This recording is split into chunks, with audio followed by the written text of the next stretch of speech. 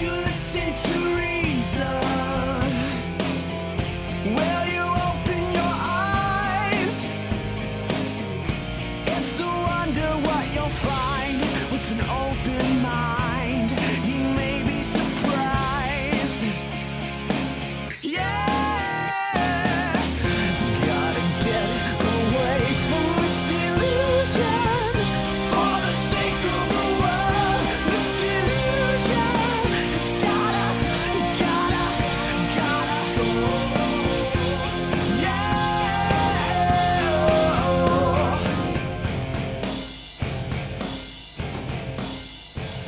Hey everybody, welcome to the Atheist Experience. I'm your host, Russell Glasser, and with me today is John Nicoletti. Hey. Today is Sunday, May 4th, 2014. We're a live call-in public access atheist television show based in Austin, Texas, dedicated to promoting positive atheism and the separation of church and state. We're available through live streaming video at ustream.tv. The official Atheist Experience website is www.atheist-experience.com. You can provide feedback by commenting on the official show blog at freethoughtblogs.com/AXP, or you can email us at tv@atheist-community.org. If you enjoy our show, then you should check out our related podcast, The Non-Prophets, currently airing on the first and third Wednesdays of every month. You can find links at the Atheist Experience website. The next Non-Prophets will be recorded live on May 7th. As always, the cast and crew of the Atheist Experience will be going to dinner after the show at El Arroyo at 1624 West 5th Street, arriving at around 6 p.m., and pretty much everyone is welcome to attend. If you weren't here today, then here's what you missed. The ACA board elections happened at the after an open house with pizza and cake, so too bad for you. The board was reelected. I think we've got 3 new board members. Most of them are the same. President is still Jen Peoples, Vice President still Don Rhodes, and John and I both still board members. And Tracy and... Tracy, yeah. We've got, let's see, the new members are Eric and Serafina. Serafina Smith, Eric Pearson. And, okay, let's not do this. But Ed, some other person. Check the website. So what's up today, John? Well, I wanted to just talk for a couple minutes. The 2 topics I know the most about are the Beatles and the JFK assassination, neither of which have anything to do with atheism. But, you know, Thought out, man. You talk about what you know, so I thought, well, what can I talk about the Beatles that has anything to do with atheism? And I ran into this interesting quote. They did an interview in the February 1965 issue of Playboy, which I read only for the articles. Apparently. And this caught my eye. It was really interesting, for considering this is 1965. Playboy says, "You guys seem to be pretty irreverent characters. Are any of you churchgoers?" John says no. George says no. Paul says, "Not particularly, but we're not anti-religious. We probably seem anti-religious because of the fact that none of us believe in God."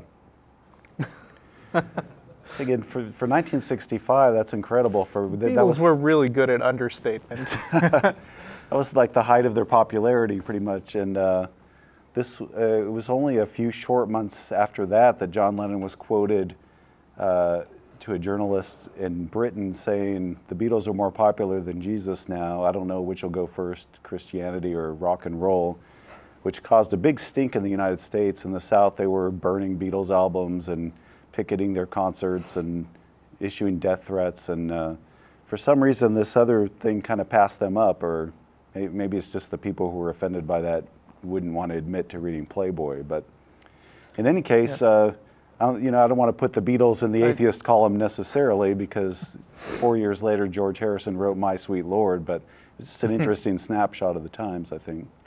Yeah, well, I mean, Christians are still upset about rock music now, but I'm sure they pine for the time when the Beatles was the scariest thing they had to deal with. True.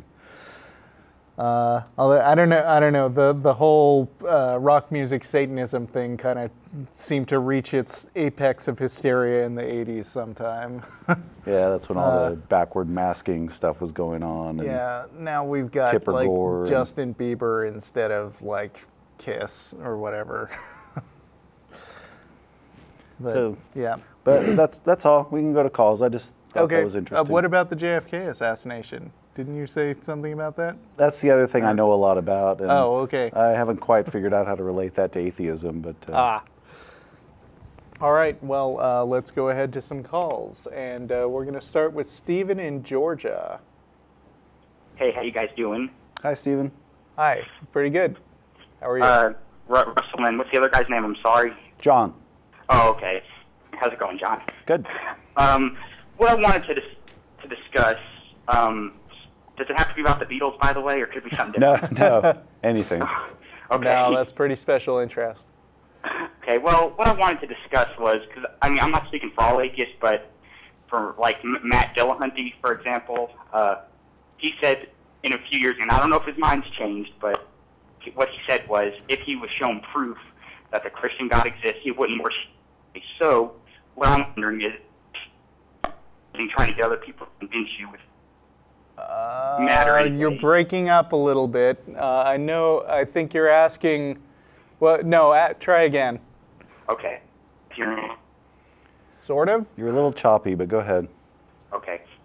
What I'm kind of wondering is, from atheists I've heard, and have said that even if they were shown proof that the Christian God or any exists, they wouldn't worship him. Right. If they heard, even if it could be proved that God exists, they wouldn't necessarily worship him. That's what I'm saying. So what's really Okay. the point? I'm thinking, if it wouldn't really. Well, I mean, like, there are lots of people and things that I believe exist, but I don't worship. So, I mean, I think the point there is that the question of whether the thing exists or not, and the question of whether that thing is something that's worthy of worship, are two separate questions. So There are I people believe who worship cult leaders, and we believe that the cult leaders exist, but we don't worship them. So you see the difference. Yeah, I understand what you're saying. But at least they'd be justified in believing. Yeah. I mean, if there were solid foundation for God's existence, then we would not object to believing in the God.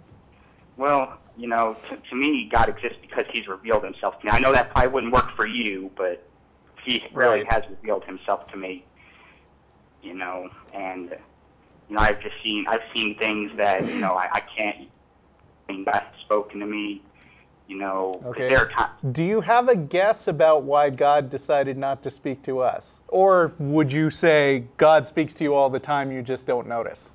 Well, that I have a very limited understanding of that. I don't know why God chooses to intervene. I don't know. If I had to guess, it's because and I'm not judging you guys or anything, but when you're not seeking, you won't find.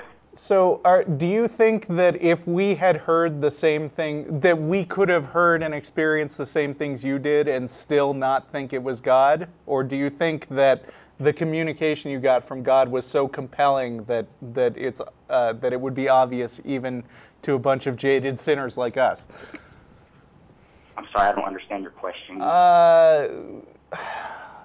I'm trying to tell, so you say God's communicated with you. Yes. Do you think that He's communicated with you more than us? Do you think that if we experience the same things that you did, then it would be obvious to us? I believe so. I don't know. I don't know how soft your heart is or anything. So. Okay. Well, I'm just saying, like, John, for instance, is right here. When John says hi to me, I don't look for a bunch of you don't have to look into my heart to ask if it's convincing that John's real. There seems to be sort of a different quality of knowing something exists or not. Like if I said, okay, you've never met my mother, Right. but if you saw my mother, I'm very sure you would agree that my mother exists. Right. I wouldn't sit here saying, well, I haven't looked into your heart. I don't know whether you're capable of understanding my mother. It seems like a different kind of existence that we're talking about when it comes to God. If I can bring this up, you telling me God doesn't exist would kind of be the same thing as me telling you your mother doesn't exist. I mean, you know your mother and love her, I assume, and I know God and love God. All right, so are you saying that if I had seen the same things you had, then I would definitely agree that God exists? That's not something I don't know the answer. Huh. Weird.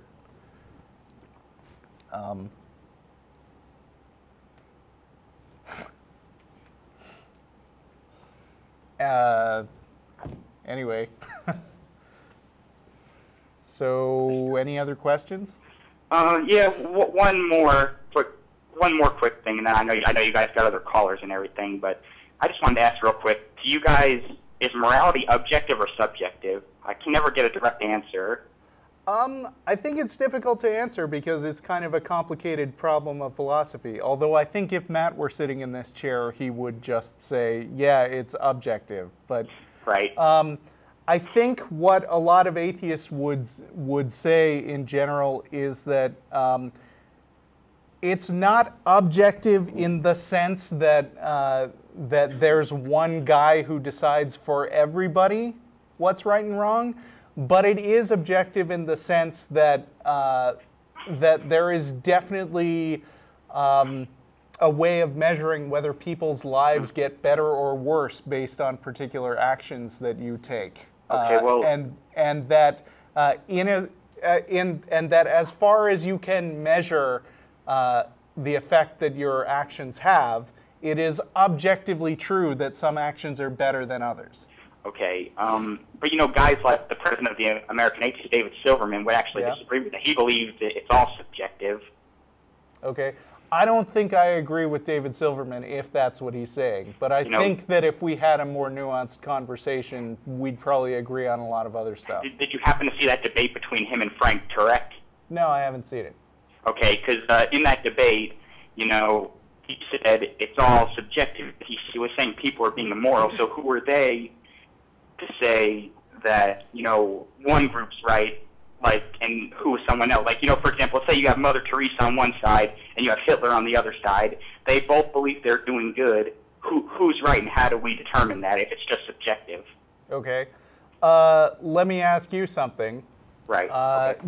Do you believe the story of God showing up and telling Abraham to kill his son? Yes, and he was testing him. Okay, but isn't the point of that story in the end that it's a good idea to be willing to kill your son if you think God's telling you to? Hey, God makes the universe, God makes the rules. Okay, so would you be cool with God showing up and telling you, do you have a son, by the way? No, I'm only 19, I don't have any kids yet. All right, would you be cool with God showing up and telling you to kill your father? I can't answer that question. As Ray Comfort said, that's not even something worth answering.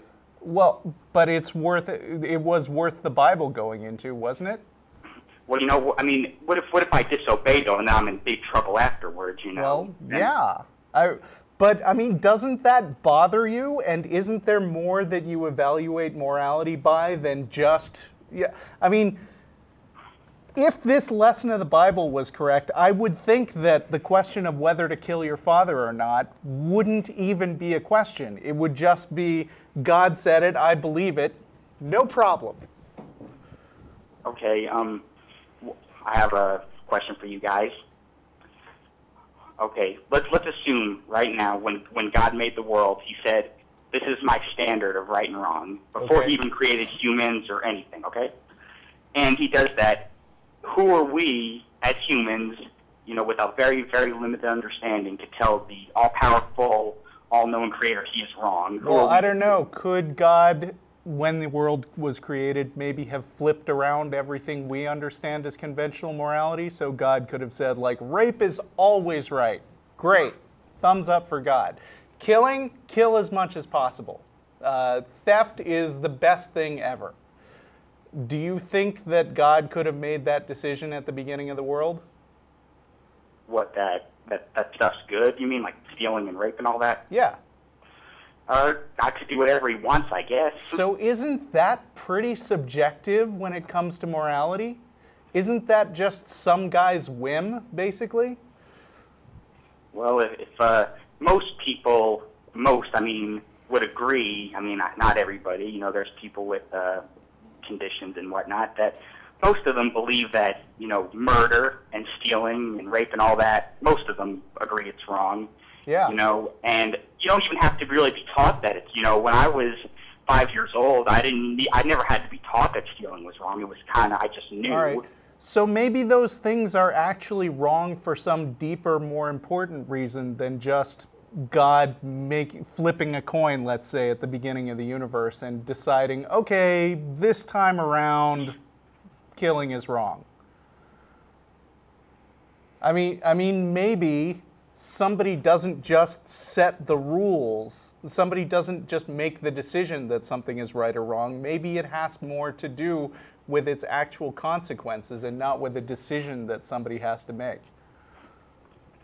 All right, well, I actually have to get going soon, but just one more thing that I wanted to say before. All right, you guys are in Texas. I was just wondering, do you guys like meeting like non-hateful Christians and stuff? Oh yeah, Sure. I mean, I hang out with Christians. Like that, you know, because I actually said to Matt when I was on the show the first time, I'm like, I don't know if you happen to see this, but I said, you want to go to Dairy Queen and have a blizzard? Well, Dairy Queen wouldn't be my first choice, but I'd go to a nice barbecue place with you. All right, yes, I mean, like, you know, just somewhere to sit down and talk. I mean, I care about you guys. I mean, I know I don't know you guys, but I really do care. All right, well, that's sweet. We appreciate that.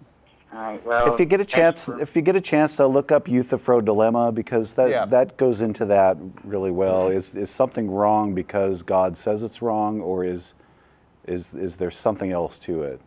And I know you have to run, but it's an interesting question. And Matt did a whole lecture on it, but it's worth thinking about these things. You know, what does it mean for something to be wrong, and what's your standard?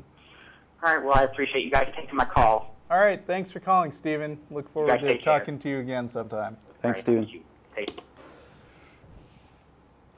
Dave in Chicago. Hey guys, I just wanted to get your guys' opinion on, or I guess how you react to when, I don't know if it's the right word, but accommodationist, like atheists that kind of don't want to talk about religion, or they don't think it's important, or they don't think it plays any part in like legislation, or they don't want to ruffle any feathers. The whole idea of, you know, if you're an atheist, that's okay, just don't be a dick about it. And any sort of criticism of like a religious idea, they don't even want to engage in that kind of conversation. You go ahead. I hogged that whole last call. I think that's okay. I think, you know, different people get involved with societal issues to different levels, and I think some people just don't like to discuss religion. Some people don't like to discuss politics, and other people do. I think it really depends a lot on the person and what the effects are. Yeah, and obviously, you know, I'm not saying that everyone should go up to anyone and grill them on their religious beliefs out of nowhere. But when an issue comes up, like a lot of the contraception laws, or women's rights laws, or gay marriage laws, and a lot of people that I know, they won't even engage with the fact that a lot of it is coming from like a more religious perspective, not just a secular, like legal perspective. Yeah, I mean, I think what I would say is I'm okay with people who aren't comfortable talking to, who aren't comfortable with getting into arguments. They don't have to. Right. But I do have a problem with people who are basically scolding other people for getting into those arguments. Right, I think those arguments are worthwhile. Yeah, and I guess it just really irks me, I guess, when They look at other atheists that I know. They'll look at people like the Westboro Baptist Church or some more outspoken anti-gay people or anti-women's rights people, and they'll say, "Oh, they're just misinterpreting the Bible." And as an atheist, they're saying they just don't have a good interpretation. Or they'll look at Mother Teresa as actually deserving of sainthood, or Pope Francis being this guy who's really changing the Catholic Church, and he's like the new face. And yeah, if you listen to the nonprofits over the last year or so, Jeff and I and Jeff and Dennis and I have been making a big issue of calling out this sort of media hype for Pope Francis and saying that, like, Pope Francis is really good at PR, a lot more than the last guy, but in a substantive way, he's not really making any, I mean, he's not really saying things that are as radical as people think he is. Right. He's not doing anything to really change church doctrine, at least not that I've seen so far. They always say, oh, he's in a position to change it. Yeah, he's getting in a lot of good photo opportunities by washing people's feet and stuff. But I mean, that doesn't mean that the church's position on contraception has changed. Right. And that may change. That's one of those things that you sometimes have to do gradually. And if that is his aim, then more power to him. But you kind of wait until you see that before you start. I think before you start praising him. Yeah. He may be an improvement over the last pope or two, but we'll see. I guess the big point is just it just bothers me a lot that kind of bubble of you're not allowed to criticize this. A lot of my atheist friends kind of subscribe to that, where it's you and I might not need it, but these people, it really gives them happiness, and we shouldn't criticize it. I hate that thing they say because it's really condescending. Very, very condescending. It's like, well, I'm smart enough to be a good person, but those little people. I mean, I actually got one of the worst emails a couple weeks ago saying, I'm an atheist, but I'd like to know more about how to talk to the little people. It just really, really riles me. I'm like, that's disgusting. At least have some basic respect for their capacity to think intelligently. Yeah, I guess just wondering, do you guys have a way of reacting to that, or just kind of cut off the conversation at that point, or is it even worth having a conversation if that's kind of where they're coming from? I pretty much let that go. I think people like to get along, and a lot of people don't like to make waves. Yeah. And if somebody's not affecting your life or the life of others in society, then I honestly am fine with them believing whatever they want. It's if they're passing laws that infringe on the rights of others, then that's when it becomes important, I think. Yeah. Otherwise, some people like to debate and explore ideas, and some people don't. And but I mean, if they're pestering you and don't like the way you talk to other people, maybe you need to find some better friends. Yeah. Yeah. Well, I just want to get you guys' input on that. Okay. All right. Thanks a lot. Thanks, Dave. Thanks for calling. Eric in Maryland. Oh, wow, I'm on. That's cool. Yes. Hello? Very cool. Hi, Eric. Hey. Great. I'm so glad you guys took my call. I heard Matt a long time ago, maybe on one of the shows, I don't know, reaching out saying that people who are never convinced by the show never call in.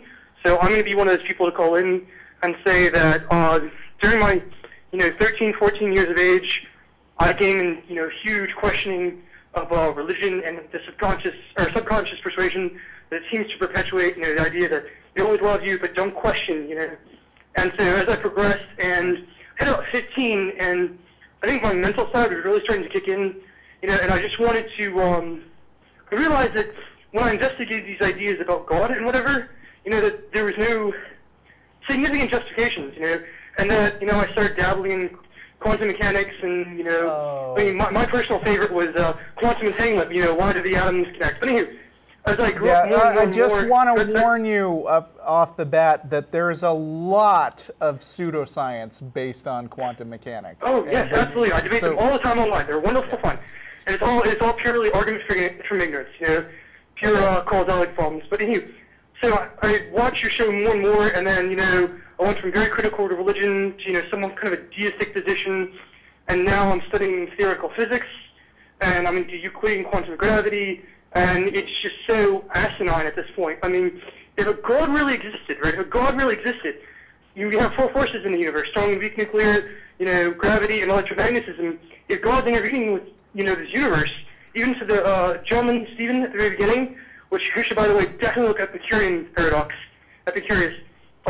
If God gave you an experience, right, we should be able to go into that exact point of causality and find a force there and measure it, and we just can't do that, especially, in areas of, wherever it is in the universe. We just can't measure that. It's an immeasurable thing. And so I really had a question, though. As I've diverged more and more into atheism and a lot of stuff, I see a lot of lugubrious kind of stuff around it, and I don't think it has to be that at all. In my personal respect, that, giving up this, optimistic, capricious deity is the most liberating thing in the world. I mean, I can look at a flower and have the most intimate subjective experience because I can see the photosynthesis and conceptualize about it.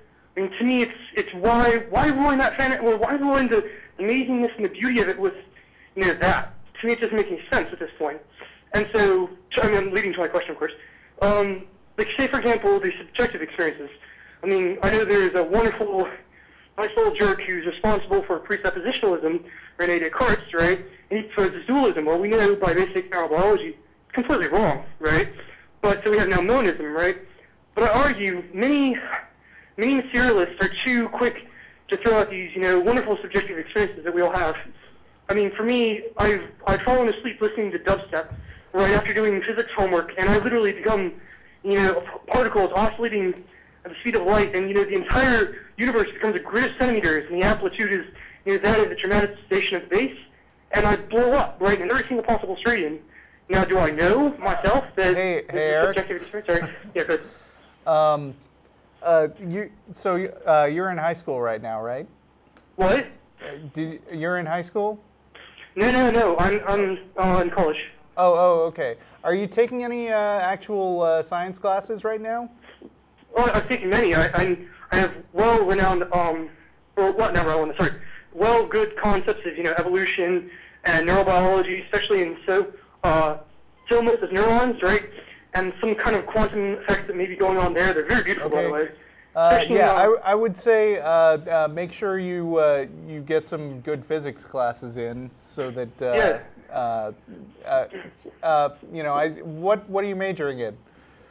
Oh, right now, I don't know. I'm actually what they call a polymath, and so I have so many different areas. I actually play classical guitar on a master level, Okay, that's and cool. I have master chess racing, all these different areas. So I have no idea. It would be great for you to figure out what kind of career path you want to take. I think maybe something scientific might be pretty profitable for you. I'm not sure that I can take the time to give thorough answers to all this philosophical stuff. No, it's a very basic one. I just wanted to kind of tell my progression. There's a very basic question I have to ask. Okay. So in epistemology, there are generally three categories, right? Okay. And logic, evidence, reasons, empiricism are all discussed on your show, right? But the one I never hear about is intuitive knowing, and I wanted to know your guys' opinion on that. Okay. I think you have to be real careful with intuition because it's, gut feeling. I'm not saying it's always wrong, but I think it can lead you astray. I think it needs to be corroborated by something else that you can measure. You can have a gut feeling about something, but you always want to test what your feelings are and make sure that it's really valid. Yeah, and I mean, there are stories about these people who have these amazing powers of intuition, like this mathematician who would come up with these incredible formulas, and he would be like, well, I don't know how I knew it, it just came to me. But a significant percentage of the time, it turned out that he was just not correct. So even when you have something that, even if you have an incredible sense of intuition, it's a good idea to temper that sort of thing with independently verifying what you think. Yeah. I have a book recommendation for you. I think you would really love a book called The Mind's Eye, with just the capital I as the last letter, as the last word. I think that would really appeal to you in the state of mind you're in right now. Okay. And I'll also trade you a book suggestion for book suggestion. All right, Back make when I it was quick. younger. Sorry? What? Yeah, I'll trade you a book suggestion for book suggestion. Back when I was younger and I was very interested in the ideas as to why people believe everything Give like me a that, title. I came across Existential Psychotherapy by Irving Okay. D. Yalom. He's probably the most brilliant All right. psychologist to date, All right. in my opinion. Thanks. I'll check it out. Thanks for calling. Okay. Bye. Cheers. Thanks, Eric. Max in Canada, Montreal. Hey guys, how are you? Hi, Max. Pretty good. Good. Hey. I really appreciate the bringing in of the Beatles there right at the beginning. It's an awesome thing. Anybody who checks out the Beatles anthology documentary will see that George Harrison actually referred to their constant emphasis on love as a piece of promotion for God. And I was happy that you very honestly did admit that he clearly has changed his opinion as his life has progressed and as he's matured. Yeah. Thanks. So I did, I appreciated that, and obviously Beatles are awesome, great music that I often use, to kind of bring me into the mindset of love, which was, of course, the message of the Messiah. But I just, it's really interesting. This show is pretty new to me, so you'll forgive me if I'm unaware of some of the stances you guys have already expressed repeatedly, and my topic was really about miracles, and the many, many miracles that I've seen that are interesting. I'm just curious, right off the bat, I'm sure you guys have had callers dealing with this topic before, and what's your general stance on, creative miracles? Can you things that, you define what you mean by a miracle? Sure. Well, let's talk about miracles of healing, and I'm not talking about pain going away. I'm talking about spontaneous regeneration but of before tissue. we go into specific examples, can you just give me a general meaning of what a miracle is, according to you? Absolutely. So a friend of mine who was sick for several... No. Not an example, but definition. How do you define a miracle as opposed to just something that happens? Okay, sure. I think Webster's dictionary defines it as a basically an occurrence that is surpassing all known laws of reality, shall we say. I mean, I could bring up a specific dictionary definition, but I would say that is a good general one to work from. It's something that's happening that's surpassing all known understandings of physics, shall we say, in cases I've seen biology as well, where you'll see spontaneous regeneration of tissue or, that kind of thing. Okay, so... Is that specific enough? Or? I just want to make sure we're on the same page here, because I mean, like when it comes to surpassing all known laws, that you need more than one person applying their knowledge to make that judgment call, right? It can't be just some guy seeing something happen and saying, "Well, that's more than I know about." Right? Yeah, sure. Okay, go ahead. Okay, so an example of a miracle I've seen. There are many. I'll tell one that was specifically pretty interesting to me, because I was an atheist until I began to see an overwhelming amount of these things happen in my life.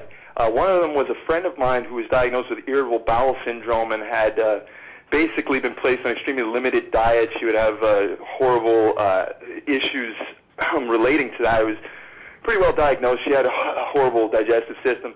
And, as reading the Bible and Jesus saying that we would do the same things he's done and greater things in Gospel of John 14:12, I, studying that and realizing that, that's an amazing claim. And if I could see that, that would go an incredible way to begin to be able to testify about the truth. So I commanded her to be healed in the name of Jesus. I put my hand on her stomach, and I commanded her to be healed. And from that day, she was totally healed.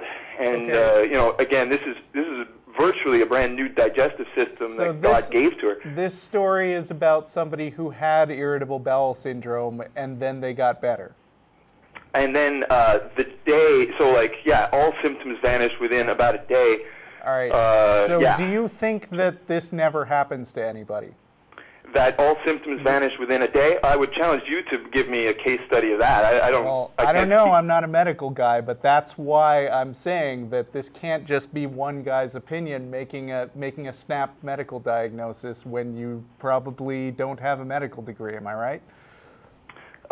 Sure. I mean, I know a lot of doctors, and for all the people that I've mentioned this story to, I've never heard anybody say that this is in any way a common occurrence, or even that it's ever happened. Certainly, her own doctor was quite surprised and thought that it was remarkable to the point of. But yeah. being surprised and finding it remarkable isn't the same as saying that it's beyond all known laws of biology. I mean, the fact is that people are sick and sometimes get over it. I don't know the statistical rate of people getting over irritable bowel syndrome. I don't actually even know how bad that is.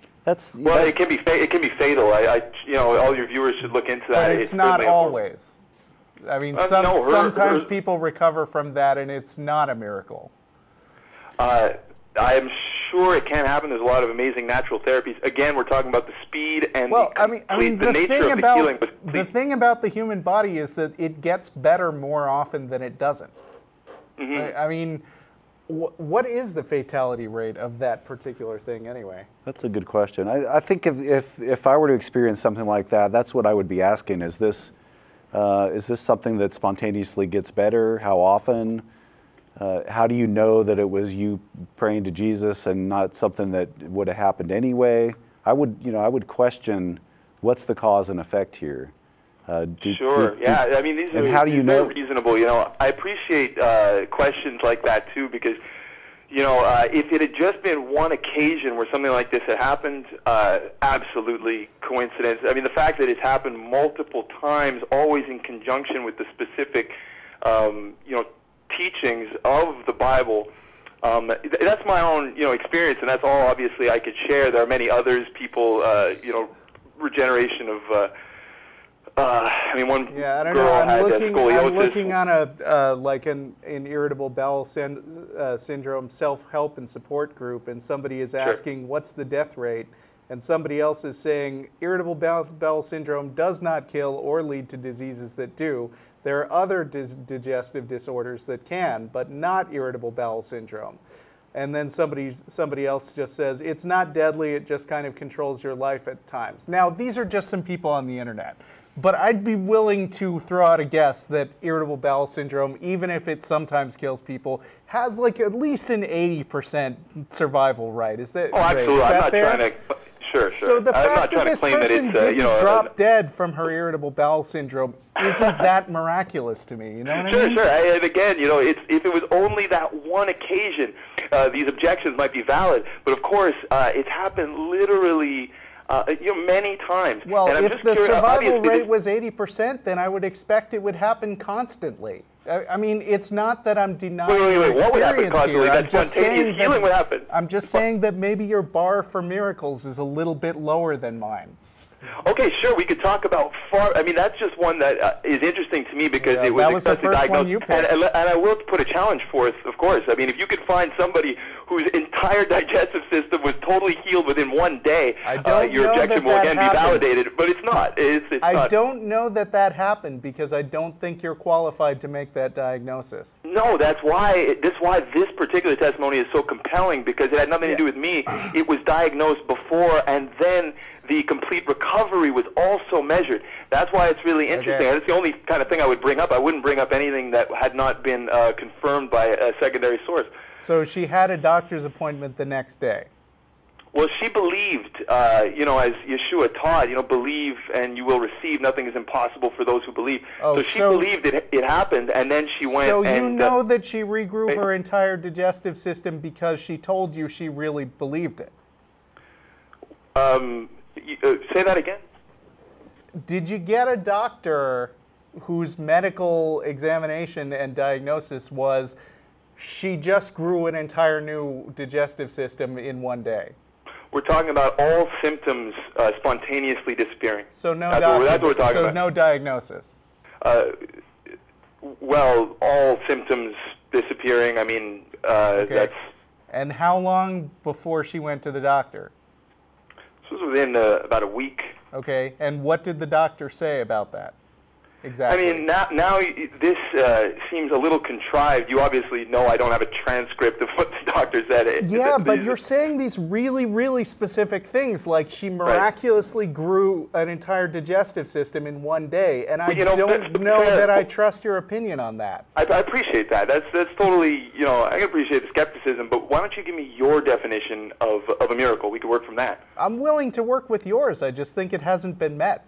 Well, mine hasn't been met. Well, again, I put forth the challenge, and you have not, you're not, in any way answered it. The idea that you could find an occasion of somebody's losing, total reversal of symptoms, and within a week, let's say, I'll give you a week. I mean, if you could find that. I don't know anyone with irritable bowel syndrome so that I know of. So, ignorance. I mean, all I'm going on is this quick web Google, which said this disease is kind of annoying but not fatal. Kind of annoying, I think, is an understatement. Okay. It certainly controls their life. It did say it's a far it does cry from the last thing you read, which you. said it controls people's lives. Right. Kind of annoying is a little bit different from controlling someone's life. All but right. at any rate, let me It's go for very your annoying. definition of a miracle. You go ahead. I mean, I'm fully willing to I to just adapt. said I accept the definition you gave. Okay, cool. So that is your definition. Yeah, okay. and I think that the example you just gave me wasn't one. Okay, we could talk about, I could give further, because the point is that this has happened multiple times. Yeah. Again, I think it would be foolish. That's what happens with likely things. They happen often. I'm not talking about irritable bowel syndrome, of course. There are other issues that have been dealt with in the same way. But if your standard for miracle isn't sufficient, then I can see it happening multiple times. Well, you're kind of dodging my question. It seems a little disingenuous here, because I'm asking you what standard you would hold, and you just continue to repeat that my standard has not been met. Obviously, it was met because I'm testifying to it, so I consider it remarkable enough that it met my own standard. But it convinced you, but to convince us, what we're saying is we need more information. Absolutely respect that position, but could you make it clear to me, since I'm pretty new to the program, and I respect that you have your own measure of it for sure. So what's your measure of? Well, I would want to know the answers to the questions Russell was asking. What was the diagnosis? What's the spontaneous recovery rate? Humans have this enormous capacity for confirmation bias. So you do something and something else happens, and we all do it. It's not a criticism. Sure. You want to think that the thing you did caused the thing that happened, and so you have to be really careful and examine what's really going on here before you can say, oh, well, this thing caused this other thing. Right. Okay, so the fact that it just happened to coincide with me saying that prayer, that's kind of the idea that you're maybe suggesting or implying here. It might have just been a coincidence that happened to coincide with me commanding her to be healed. Right. If 80% of the people with irritable bowel syndrome, and I'm just making this up, spontaneously recover, then I wouldn't think that that's particularly remarkable. I can guarantee you that 80% do not spontaneously recover. Let me ask you a hypothetical question here. Suppose I found somebody who told me a story that said, I knew somebody with warts. No, let's not. I mean, let's go with something actually serious. So somebody says to me, I knew somebody with cancer. Right. I sincerely and devoutly prayed that the cancer would go away, and the next day she died. Wow. Yeah. What kind of conclusion would you draw from that? Would that tell you anything in particular about the supernatural or the prayer? Well, I mean, I could ask you the same question about any conventional diagnosis. Obviously, you've given me no information about the person, their stance, their relation to the teachings of the Messiah. So, there's really not enough information. I could twist this question around and ask you, what if I put somebody on chemo and then the next day they died? I guess then you would say that maybe it's just a coincidence that they prayed and then the very next day that person died. Well, I think it's pretty self-evident that not everybody that prays is in the same stance with relation to the teachings of the Messiah. That seems pretty obvious. So now it's interesting because it seems like you want to support a certain point of view that prayers do magic things, and then when you get a particular example that happens to do the thing that you expect, then you chalk it up to your hypothesis being correct. Well, And, and then when it comes to a hypothetical story that does the opposite of what you'd expect, then you just come up with a roundabout way of changing it so that it still matches up with what you wanted to believe in the first place. That's what John was saying about confirmation bias. Really interesting points, and I don't mean to take away from them, but I do object to the term magical. I actually perceive these things and understand them to be highly advanced technologies that God's made available to us through the teachings that are in there. But that said, I mean, I would just again repeat that the example that you gave gives really no details about the person's life. I could turn it around and say, I mean, do you guys believe in, let's say, conventional treatments for cancer, the efficacy of chemotherapy or different types of drugs? If you believe in that, you'd have to know what kind of cancer. You'd have to know what the person, what were they doing that day? Yeah, I mean, were they I do. being so aggravated? It's really disingenuous because on the other side, even your own beliefs couldn't necessarily answer. Could you answer why I believe that conventional treatments for cancer are effective? Well, I'm just saying the exact application of your own hypothetical without any other details, it would be kind of foolish to answer that. I mean, I understand maybe in your mind it's then simplistic. here's an idea. Yeah. If you want to subject this idea that prayer cures things to the same standards that conventional therapy is also held to, then what you could do is you could come up with some very rigorous and detailed tests so that you wouldn't rely on one person's anecdote about how one person prayed and then another person got healed and that's a miracle. You could set up studies, in careful ways so that you have a lot of people praying and a lot of people being prayed for, and you could see whether the rate of survival or being cured gets better than people who are not prayed for. Would that, I mean, that sort of thing would be helpful? It's interesting. I don't have maybe the same level of faith in the current framework of science that's there, because I know there are many... I'm not talking about faith. I'm just saying that your standards should be a little higher than taking one incident and insisting that it can't be just... Sure. I didn't mean to say faith. Maybe you object to that. Maybe confidence, let's say, that, because there are, of course, a number of effective cancer therapies that are actively ignored by science now. And we don't even need to go to the supernatural. You could talk about natural treatments and everything like that are already being ignored. But, it's interesting to me. You guys have obviously heard other testimonies like this. If there's anybody with, of true faith that's walking in the truth that's calling into this show, and they're not just religious, confused zealots, looking to argue. I'm just curious, in general, you must have heard other testimonies like this. What's your... I've heard other atheists say, they believe it could have something to do with the power of the mind or potentially it may be pithy, but the plural of evidence is, or the plural of anecdote is not data. Okay. What I mean is, sometimes people get better, sometimes they don't. But in all the millions and millions of sickness cases that happen in the world every day, taking one individual story and saying that that is representative of a cause and effect isn't good enough. Yeah, and you have to be really careful, because there's a lot of people with a lot of medical conditions who are being prayed over by their loved ones. How many of them don't ever get better? You see the success, but you don't see the misses. You see the hits, but you don't see the misses. And in fact, there have been several controlled, really well done studies about the efficacy of prayer, and nothing has ever shown up to be significant in controlled studies. So what that tells me is that, some people get, like Russell said, some people get better, some people don't get better, and the prayer or lack of prayer doesn't seem to be the controlling factor. Well, we're already off base because, Yeshua gave us authority to command healing. It's different from prayer, which is actually asking God to heal. There is a difference. If you read the accounts in the gospel, remember I approached this scientifically, No, so I you do look at the didn't. details. I do look at the detailed seriously, approach. you didn't approach it scientifically, and I'd love to talk to you more, but I think we're down to 10 minutes in the show, and I think I'm. You guys have been very generous. Thanks for your time. I appreciate. All right, thank you very much. Feel free to call again. Okay, later, Bye, guys. Max. Thanks, Max. Patrick in Minneapolis, Minnesota. Yes, thanks for taking my call. Hi, Patrick.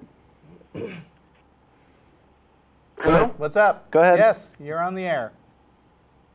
Can you hear us? Thank you, God, stand up. You might learn a thing or two about the miracle aspect. What? But okay. My question was, I'm not sure if you've heard.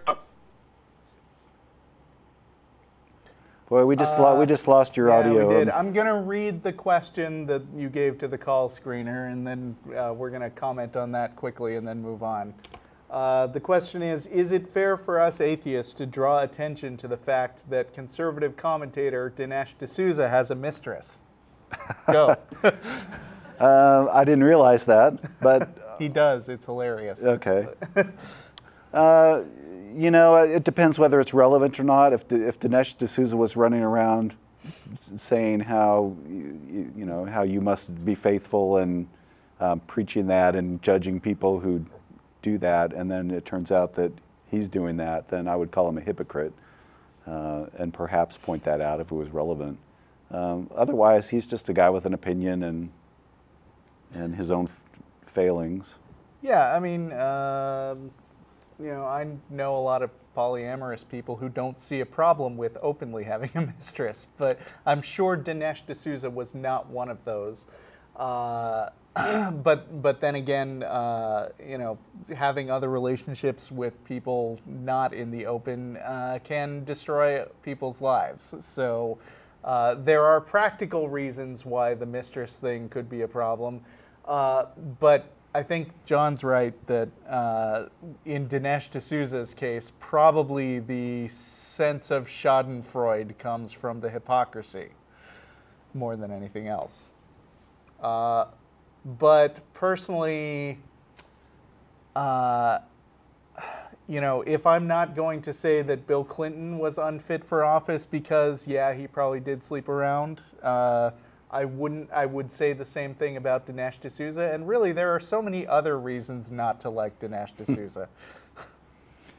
Yeah, I generally think that's between him and his family, and you know, I think public figures really have a right to privacy unless they're, now if he's passing laws that hurt people because of his religious beliefs. Is he a? No. I mean, he's a professor. Yeah, if he was a politician and he was able to, you know.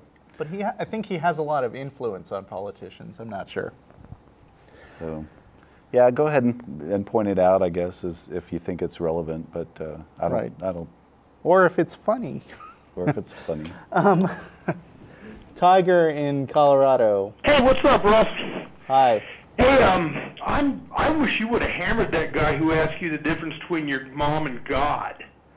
I thought that was really just pretty, because, you know, I can go out and have a hamburger with your mom. If you can convince her that she'd like to have a hamburger with you, then yeah. Okay, and I'll tell you why, Russ. I've been watching this show for years. Yep. Probably since 2006. You have grown more than anybody. I mean, you feel more comfortable. You look like you feel more comfortable. Okay. But anyway, what I was going to talk about is I get tired of hearing all this free will blather because it's like, if God, you know, people say that God ingrains morality in them. Wouldn't that be violating your free will? Sure. And I don't get that, and I don't get the point that Jesus is love. And I know most atheists don't go on that, but he's not. And he never was. I mean, he talks about selling your cloak for a sword. I didn't come in peace. I came to divide. Right. I came to uphold the Old Testament, but... Yeah, well, I mean, you know, the Bible is the big book of multiple choice. It is a situation where there are a lot of contradictory verses that you can look up in the Skeptic's Annotated Bible, and people who tend to be warlike love focusing in on the warlike passages and disregarding the nice liberal hippie passages, and people who are liberal hippies tend to go the other way and just say, "Oh, you're just not interpreting that sword thing correctly." Well, it says even, doesn't it say in Timothy that the Bible's not open to interpretation? Well, of course it is. I mean, well, no, but I'm saying it says in there. I'm a physicist by trade, and one thing I don't get with this, what seemed obvious to me, I was born an atheist. My grandfather was a preacher, and when I was 4, I started learning to read, and they gave me the Bible and said, "This book has everything in it you need," and yet every time I ask a question, they would say, "Well, you're just going to have to pray for it or whatever." I mean, the only one, and I swear this is so true, the only person who ever gave me a straight answer was a fucking soda jerk at J.C. Penney's when I was about 8. Okay. And it's just, it's just, I just saw all these adults and I go, "Man, you're an idiot." It's not that I was that smart, but it's just, you know how you pick up and intuit on people's feelings? All these people, it's like, I don't get it, but the inference part with me is everything we do in life is inference or the byproduct of something else. And you can't pin anything down on that. I mean, why does God need photons? Why does, why is this? And I know you guys repeated this, but it just aggravates the shit out of me. And I go to church with my mother every Sunday because she's getting up there. She's in her 80s. But I just hear these people, and the arguments, I lived in Missouri for a while, and the arguments are the same. You get the same idiots down there that you do out here with MBAs doing whatever they're doing. You should check out Guy P. Harrison's book, 50 Reasons People Give for Believing in a God. I have read it. Oh, good. Yes. Well, then everybody else should read that, too. Well, yeah, it's a good prim, but I just don't get it. And where did sin come from? I don't get this how... Don't ask me, I don't believe that. Huh? Don't ask me where sin came from. I'm not the guy who believes it. I hear this every day, day in, day out, because I do work with some Christians. And they every day, day in, day out. But when I was in high school, I was known as the atheist because I went to high school in Oklahoma for like my last year. And what gets me is after people get to know you, they started telling me that, yeah, I don't know if I really believe it. They would actually you had about a dozen of them that would talk to me about, well, I wish I could, but my parents would kill me. Yeah, that is the best argument of any to be an out atheist. Because if you're out there telling people with confidence that you don't see a good reason for God to exist, then people who are closeted might feel confident in confiding this sort of thing to you when they don't feel like they have anyone else in their lives to tell. And that's great. I absolutely agree. And it's just, I've debated a lot, but my debating skills are like a masturbating rhinoceros. Okay. I'm hitting shit all over the place. And I think we're going to wrap up on that charming note because we are out of time. Thanks, Tiger. Appreciate your call. All right. See ya. Go get him, Tiger. And thank you, John, for being on the show with me today. Thanks you lovely audience. Thanks. That's our show. See you at El Arroyo, and be here next week.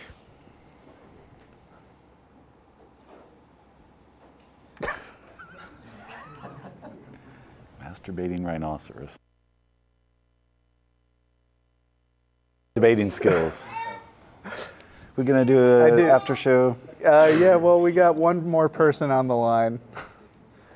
Maybe I should have let him get to the punchline of that, or maybe... I don't know. I think that was the punchline. Okay. We got Ed in Mexico, and it seems like you're the only one for the after show. Okay. Well, maybe what I've got to talk about is just as well that the religious people don't get to hear it because it might ruin your show. But are you hearing me? Yeah, I can hear you. Go ahead. Oh, okay.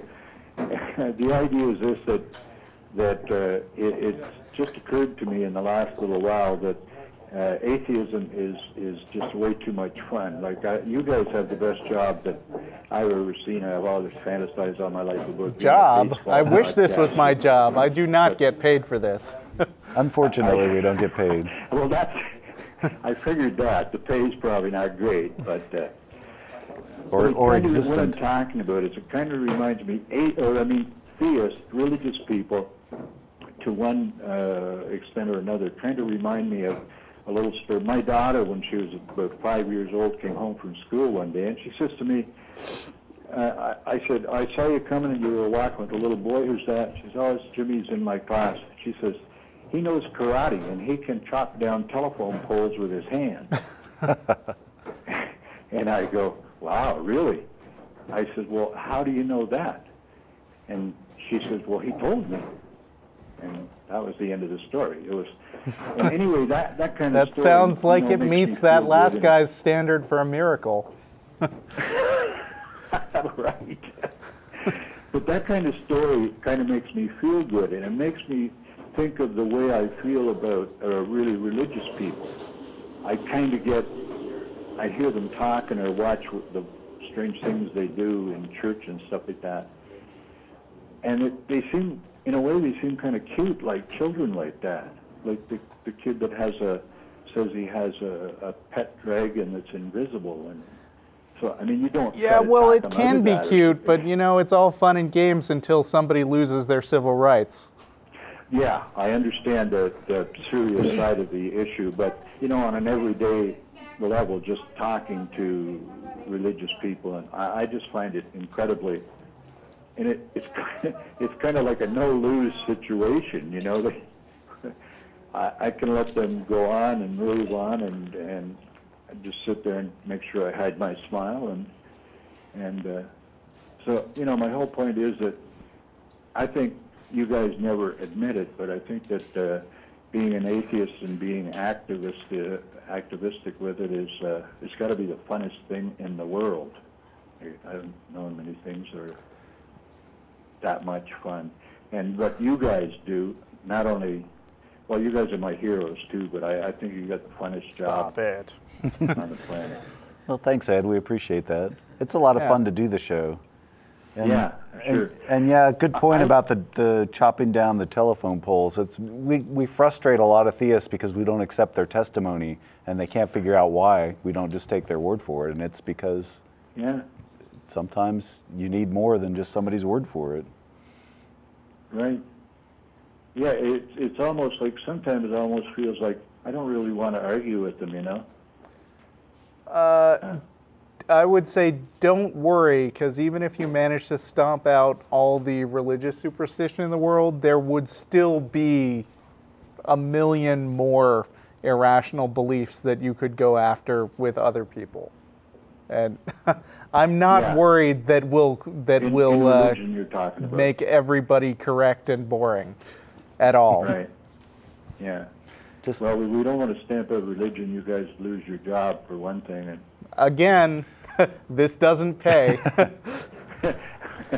yeah, but We just do it for I can tell fun. You're having a lot of fun. I called a couple of weeks ago, Russell, and you were on. I think you were on with Dawn, Uh-huh. and I was just at the end of the show. Like I only had like a minute or something, and I was talking about a story in the Bible that I claim is a method for disproving God. Elijah in Kings. Mm-hmm.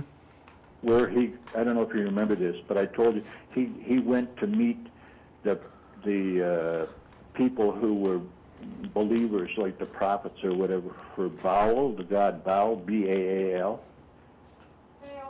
And Yeah. Elijah Baal, and yes. God put these guys up to, okay, you're going to have a burnt sacrifice, you make the fire and put the bull on the top and whatever and like that, and now have your God light the fire. And of course they prayed and begged and da-da-da, and nothing happened. And then Elijah does the same thing, and he says, okay, God, light her up, and poof, the fire goes. And that was, according to the story, proof that Baal was a false god or non-existent.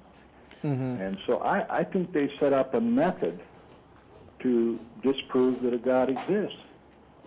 You know, here, But- have your God light this candle.